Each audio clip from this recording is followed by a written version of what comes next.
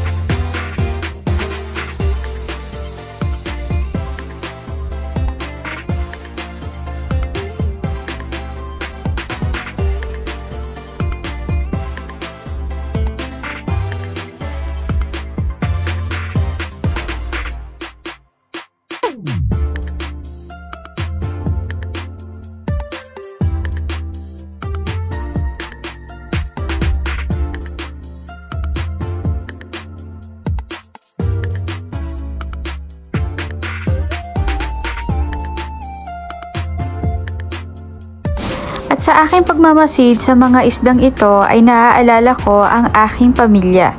Naaalala ko yung mga oras na kami ay naliligo, lalong-lalo na sa tuwing panahon ng tag-init na kami ay pumupunta sa beach.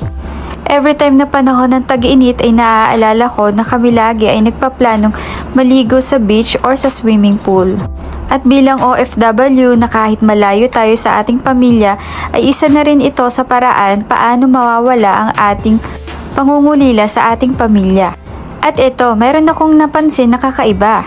Habang pinagmamasdan ko ang mga isda ay may napansin akong isang pagong na nakikisabay rin sa paglangoy ng mga isda. Na ang akala ko ay ang mga bibi at isda lamang ang nag-e-enjoy sa paglangoy dito. Ngunit, ang hindi ko inaasahan ay may mga pagong din pala dito.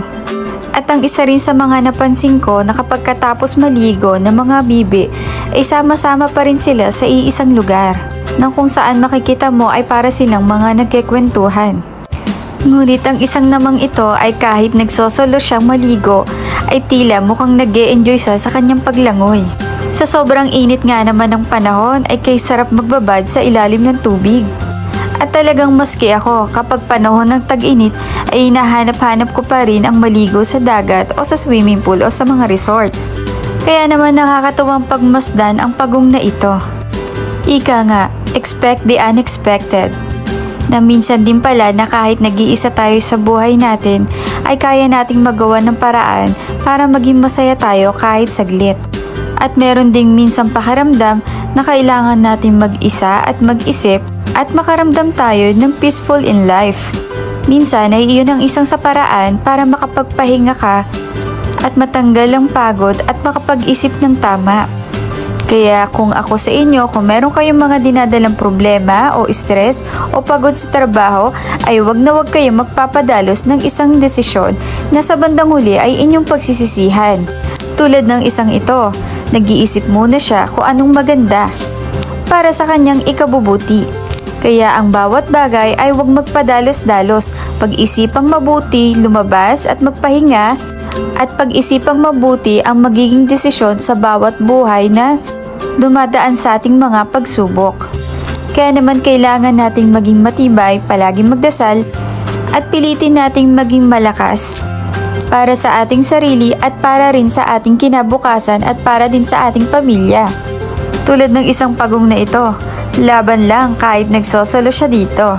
Hindi man madami ang kauri niya dito at ang mga kalahi natin dito, ay dapat patuloy tayong maging malakas at maging matatag.